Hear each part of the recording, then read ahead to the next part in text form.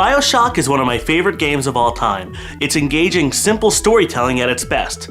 It's set in an Art Deco underwater paradise with extremely remarkable scenery and visuals. It redefined first-person shooters narratively and structurally, using supernatural powers aside from just guns. It's also based on one of my favorite books of all time, Atlas Shrugged, so it is easily on my top 10 games of all time list. And I got a damn fine top 10 list too. Deus Ex, Half-Life 2, Final Fantasy VI, the best of the best. So then why is this episode called Bioshock is Stupid and I Hate It? Well, I'll tell you why. Now, would you kindly please watch this entire video? Thanks. My first problem with Bioshock is a small one. There's a few decisive moments in this game when your character is being controlled by otherworldly forces and unable to respond to your controls. The game puts up cinematic black bars, which, breaks the fourth wall in a bad way. It pretty much tells the player, sit back, relax, you're watching a cutscene. What I think they should have done was just leave the HUD graphics up, because when you leave the graphics up, it makes you think that you're still playing a game. So when your controller suddenly doesn't work, it means something's going wrong. You can't pause when you're beating a man to death with a golf club. 4.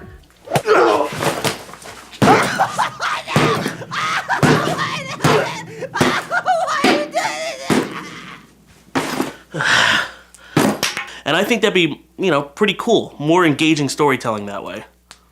In all of the Bioshock games, the characters look very clunky, and their animations are subpar. Like they spend more time on building the environments instead of the characters that are placed into those environments. It's the modern day equivalent of Final Fantasy VII or Resident Evil polygon characters walking around their pre-rendered backgrounds. Plus, the blood effects are terrible, making it look like humans are filled with red motor oil or Nickelodeon gack.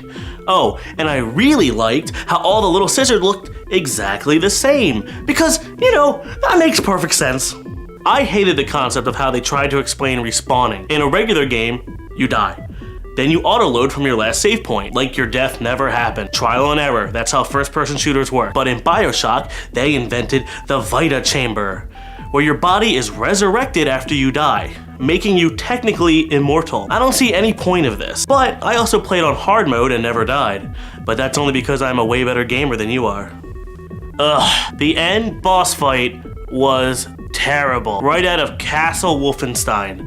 Hell, the entire end game was extremely unsatisfying. A simple good or evil ending cutscene that lasted for less than a frickin' minute. Plus, the entire story arc of the game really calls for you to save the little sisters, not make them into your private army. I don't see a point of having an evil ending. Way to go, Ken Levine. Way to go, Ken. When I see you at PAX, I'm gonna punch you in the nose, Ken Levine. When Bioshock 2 was announced, I was so happy! They had an awesome viral marketing campaign, but it ended up just being repetitive and just plain bad. It felt more like an old school video game, where you have to unlock level after level, have a few boss fights, rinse and repeat.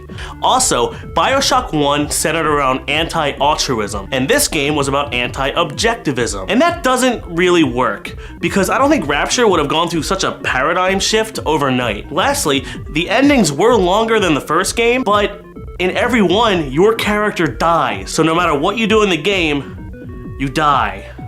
You die. You play as a Big Daddy, you go through the entire game, and then your character dies no matter what. This game was completely backwards and embarrassing compared to the first installment. Just don't play it. It's like Nike, just do it. This is different. It's just don't it. Just don't play it. I love donuts. My nipples are really hard. Ken Levine didn't work on this one. Here's my main problem with all of Bioshock. Because of Bioshock Infinite, the entire Bioshock franchise suddenly doesn't take place in our reality anymore. The city of Rapture was built by the best and the brightest of the 1940s, because, much like in Atlas Shrugged the book, the cultural elite got tired of the restrictions and condemnations of society and built their own mecca away from the prying eyes of the public. That said, the floating metropolis of Columbia was launched with much fanfare and distinction, something that we in reality would have in all of our history textbooks.